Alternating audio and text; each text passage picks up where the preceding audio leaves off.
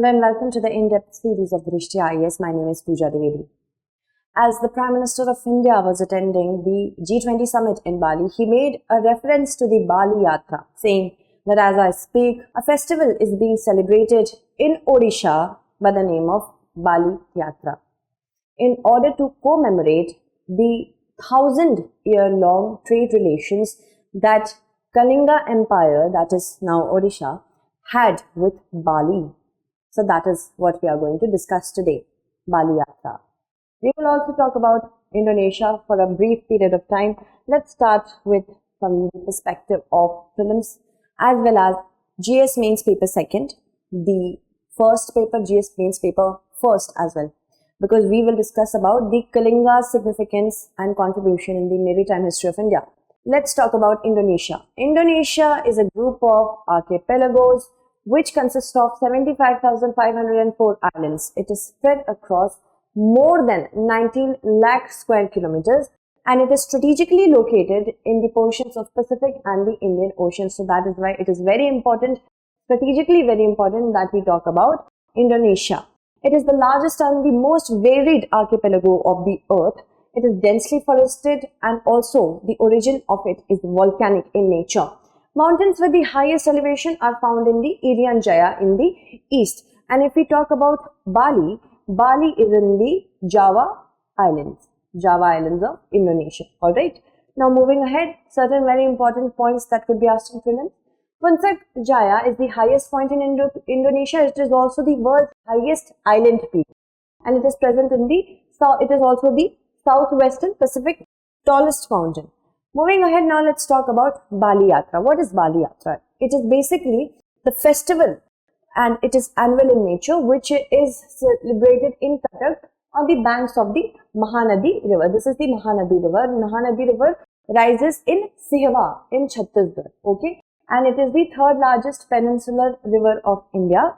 Also, if we talk about the catchment area, it spans across Odisha, Jharkhand, Chhattisgarh, Madhya Pradesh and Maharashtra.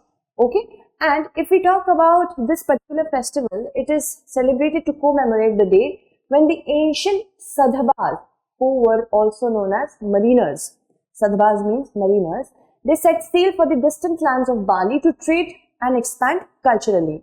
It also marks the culmination of all the religious festivals held during the month of Kartik, which is the most auspicious season of the Hindu calendar. Many cultural programs take place for millions of people who come to see it across the globe, and Cuttack District Administration plus Cuttack Municipal Corporation are responsible for organizing this festival. Also, it's not just cultural but also commercial in nature. Commercial aspects can go like people can purchase from automobiles and electronic devices to local artisanal products at prices that are comparatively low, and more than 1,500 stalls to traders through an auction are allocated.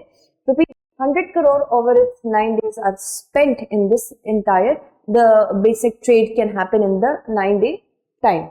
Odisha being a gateway to the ASEAN region, it holds a special significance for Odisha.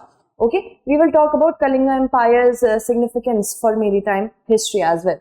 As you can see, the present day Odisha is where in the later Vedic period Kalinga Empire expanded its route. And the presence of such evidence with respect to mariners sailing from Kalinga not only to Bali, not only to South and Southeast Asia, but across the globe has been given in the Roman, Greek, Arab and Chinese manuscripts and sources. The author of Periplus of the Erythraean Sea says that Kalinga sea coast, from here trade used to take place in Malaysia, and this was in the early Christian era. Ptolemy in the 2nd century AD says that there were a number of ports which were present in Kalinga by different ports by the name of Palura, Aphitarian, Katikardama, Kanangara and Manda. So remember these. Okay, and also there were Dantapura and Kalinganagar, which were very important ports in Kalinga period. Fahin in the 4th century AD, the Chinese traveler also said that there were Kalinga seaports named Tamralipti, which was one of the most important trading ports. Moving ahead, now if we talk about the importance of Kalinga and Odisha, it can serve as a gateway to the overseas expansion culturally, trade-wise, commercially, historically, and it has done through its trading only. And because of the stretchy coastline that was present in the Bay of Bengal in Kalinga Empire, there were a lot many ports which facilitated the trade. Also, Roman Empire, Ceylon, China, Burma were some of the regions in which trade took place from Kalinga. The islands of Indonesia, Java, Bali and Sumatra and Borneo, they were collectively known as Suvarnadweep. In Buddhist period, the people of Kalinga were known for their maritime trade activity, so it goes thousands of years back. The Eastern Sea or the present Bay of Bengal was known as Kalinga Sea. This was the dominance of the Kalingan merchants and Kalingan, you can say, boats or boitas. All islands in Kalinga Sea were called Kalingdresu. Also, the name of the Utkal Des, denoting the Hindu colonial settlements from Rangoon to Pego, is of special interest. The Pali Canon mentions Utkal as the home of merchants because trading used to take place from these areas, so merchants were also present in many amount. So, why do we think that the Kalingan merchants were able to, establish such a huge dominance on the maritime trade? Because of the they were adept in the construction of powerful vessels. It is given in Brahmada Puran. The text relates to strong and swift rowing boats which were found in the Chilika Lake, and the bodies of the boats were covered with copper plates so that erosion does not take place. Also, these had wheels and were well equipped with all sorts of machines. Efficient trade could take place because of this only. These are known as boitas in previous times. They also set the colonies in Siam, Burma and Suvarnadweep, and this is given in this was collectively known as Brihat Kalinga. So not only they used to trade from India in Kalinga through Kalinga, but also in different countries they had their colonies also. So in Aitreya Brahmana, the sea is mentioned as bottomless and the nourisher of the land. So this shows us the importance of sea for the Kalingan merchants. In the Satpatha Brahmana, Arabian Sea is mentioned as Ratnakar and Bay of Bengal is mentioned as Mohododi. Also, the king is known as Kalinga Adipati. Okay, it is known as Mohododi Pati also. And he was known as Mohododi Pati also. Mohododi means Bay of Bengal, and of course, Mohododi, that this word means the king of Bay of Bengal. 3 generations of the kings of Kalinga, they ruled for a period of 400 years. And in 7th century BC, Burma was known as Kalinga Rashtra. Inhabitants of Lower Burma were known as Kalinga, that means Trikalinga. And there were ports of Tamralipti, and of course, through Tamralipti, Sri Lanka and Suvarnabhumi and Kanchapura. Through this particular port, trade could take place in these 3 areas. The capital of Kalinga was Kanchanpura. Okay, it was a port which had trade relations with Sri Lanka. Remember all this. Moving ahead, now let's talk about what were the commodities in which trade took place. Spices, diamonds and precious stones to the Roman Empire were sent. Elephants were given to Ceylon. Precious stones, ivory, paper, betel nut, drugs, fine textiles and fabrics to China. Besides rice and forest goods to other countries as well.